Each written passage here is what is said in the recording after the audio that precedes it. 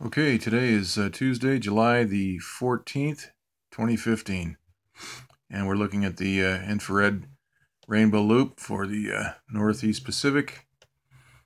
And these two storms are still swirling. We have Enrique here, and we have this storm here, which has been named Dolores. The original Dolores is gone, and the thunderstorms that were accompanying that swirling mass 2 days ago have been re-identified as Dolores. So anyway, I hope that makes some sense. If you look at the videos from 2, 3, 4 days ago that I made, you'll see what happened. The main original counterclockwise spinning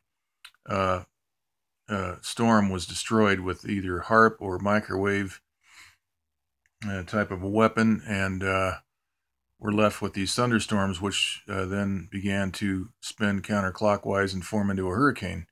So that's where we are now. If we look at the water vapor loop, we see that this is a pretty big storm, and there are some bright white flashes right in the middle of Dolores, right over here. Okay, so Dolores has been reborn. The thunderstorms that were down there have been renamed to Dolores. And let's go ahead and take a look at this closer. Here's the East Pacific Water Vapor Loop. And we can see some white flashes right in the center of this storm.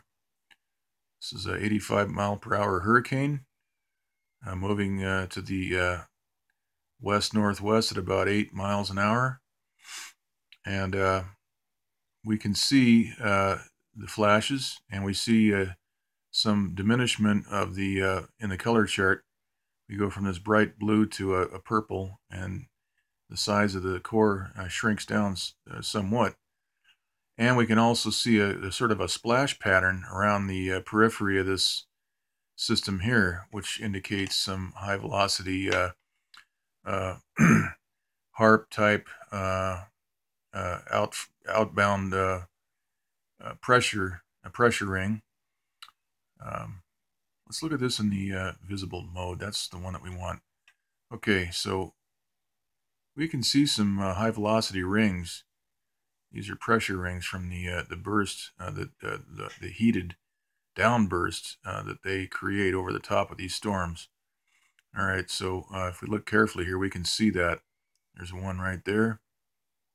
A couple of them right there. Let's go back again and look at the infrared loop. And we can also see a sort of a blast pattern right here. There's a big void that develops after. Let's just keep an eye on that for a second.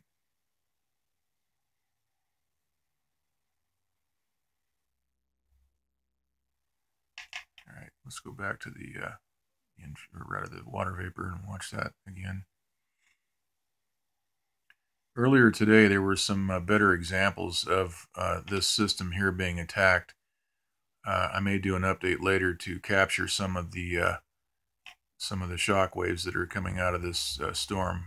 Right now, this is not the greatest example, but we do see some diminishment here in the core of that system after the white flashes, which could be laser. Right up here in the northern part of this thing, we can see a flash right around the middle of this loop sequence, right there. And anyhow, that could be a laser heating the core of that system instantaneously, which would create a very, very high rise in temperature, causing a pressure wave. So anyhow, that's basically how it works. So there is the visible light mode again. We can see some pressure waves right up here, right along that. Keep an eye on that for a second. You'll see them right there. There's a couple of them. All right, let's go over to the Southern California area. This is the Southwest Loop, water vapor. And there are a lot of thunderstorms moving up through the eastern side of Arizona and into New Mexico.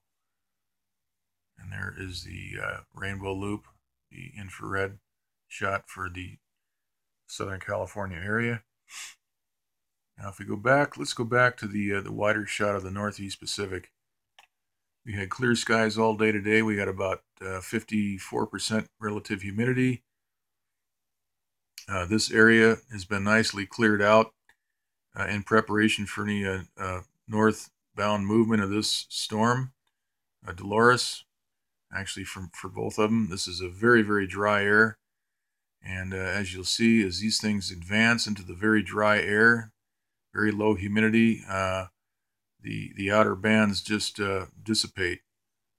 That coupled with the fact that these will both be hammered, hit with high energy RF or lasers to destroy their rotation. And my prediction is that California won't get any kind of rain, any type of rain at all. Maybe some sprinkles,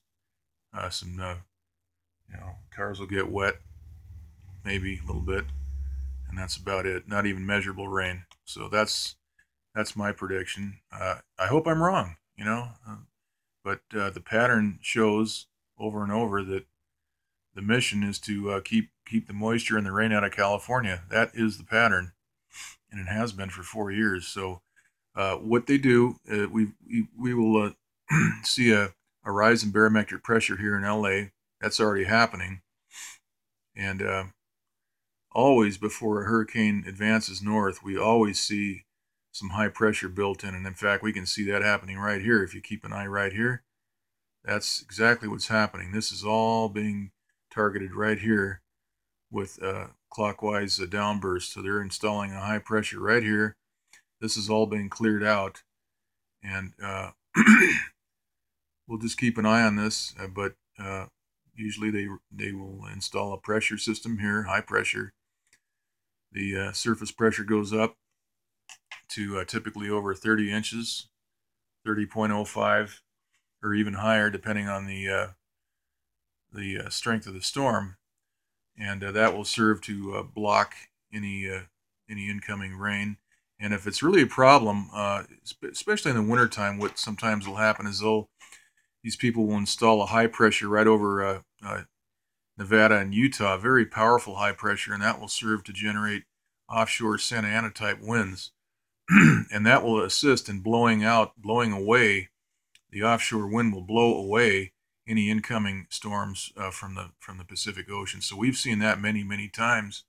In fact, last year, 2014, in May of 2014, there was a very, very strange Santa Ana wind event in May, which even the San Diego mayor, who's lived in this area her whole life, said she'd never seen Santa Ana winds in May. Well, if we go and examine the records, the weather for that month, we'll find a whole series of storms that made their way right down to California. Very powerful storms, low pressure that were blocked, and they used that technique that particular day. They set it up a couple of days in advance. It takes a day or two to set this pressure gradient up. So anyway, these are some of the techniques that are used to keep California dry and without rain. So anyhow, we'll keep advising on how this is done and when they're going to do it. So this is a good time here. We've got a new storm moving up. It's forecasted to move up right up here, and looks like they're prepping already.